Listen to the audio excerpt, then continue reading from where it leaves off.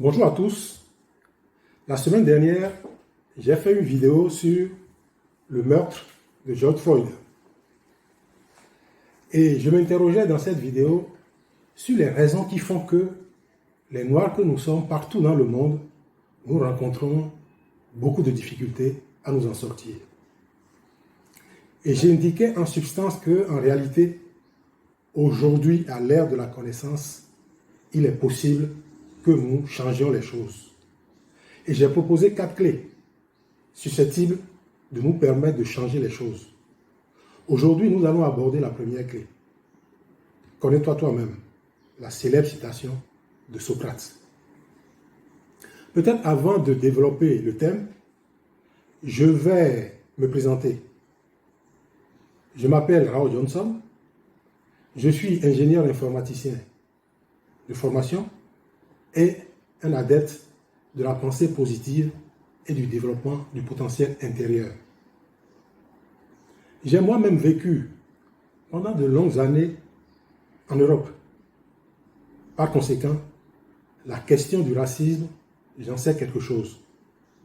Je voudrais, si vous le permettez, partager avec vous comment j'ai vaincu le racisme.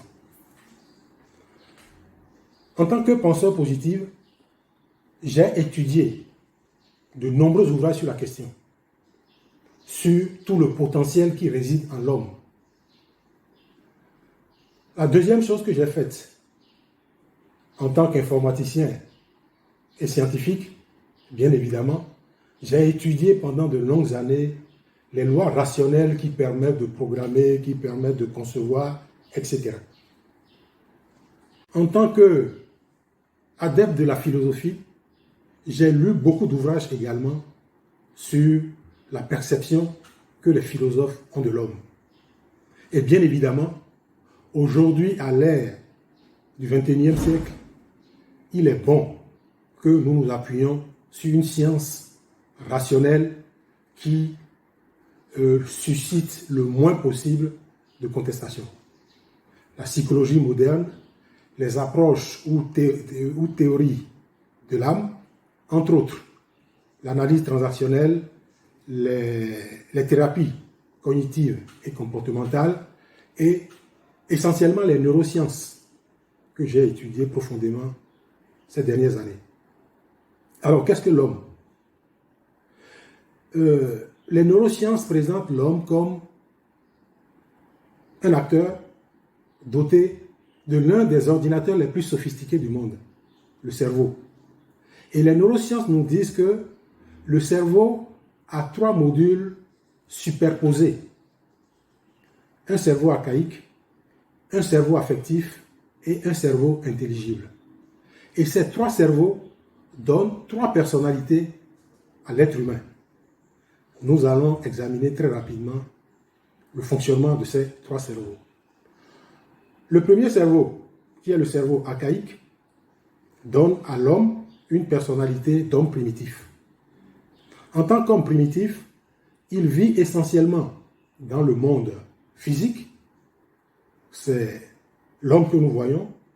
Il est noir, il est blanc, c'est un asiatique. Ensuite, il a une taille, il a un poids, il a une couleur. Mais cet homme, bien évidemment, selon les neurosciences, ses connaissances et ses croyances sont relativement limitées. Ses pensées ne sont pas capables de se projeter très loin. Et bien évidemment, ses sentiments sont axés sur la peur, sur les sentiments primitifs. Et son comportement est également relativement limité. Heureusement, derrière cet homme primitif, il y a un autre homme. Ce qu'on peut appeler l'homme émotionnel ou l'homme moral. Comme vous le savez, nos amis les animaux ont également des sentiments comme nous. Mais nous, en tant qu'hommes, nous sommes capables de reforger nos sentiments pour ne pas être victimes de la peur, pour ne pas être victimes des complexes, etc. Par conséquent, j'ai développé des croyances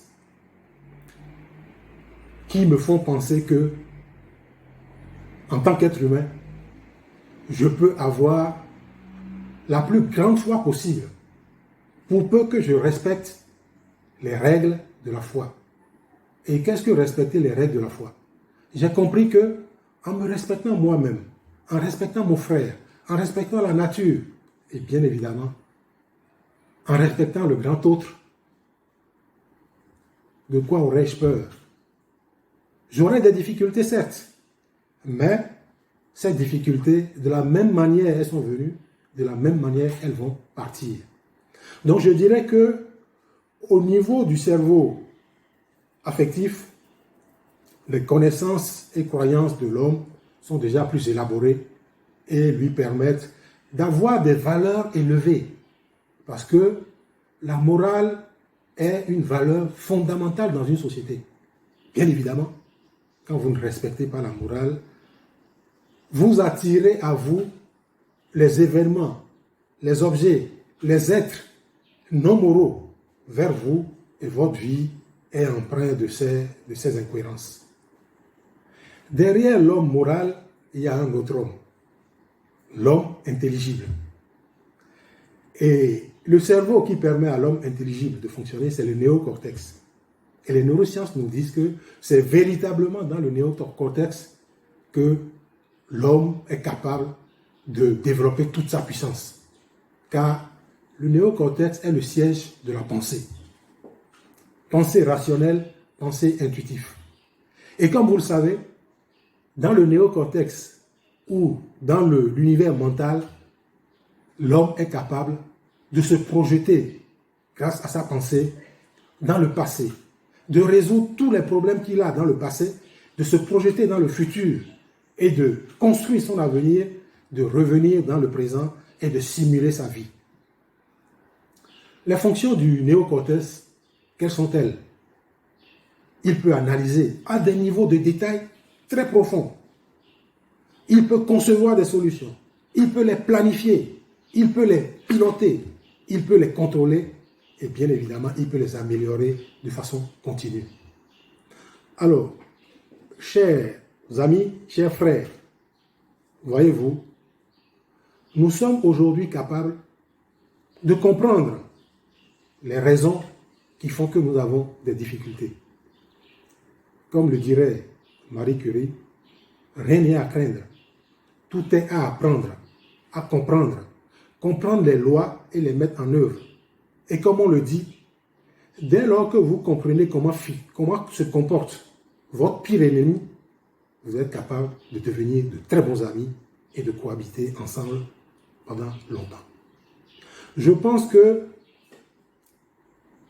la mort de George Floyd doit susciter parmi les Africains que nous sommes un changement de mentalité.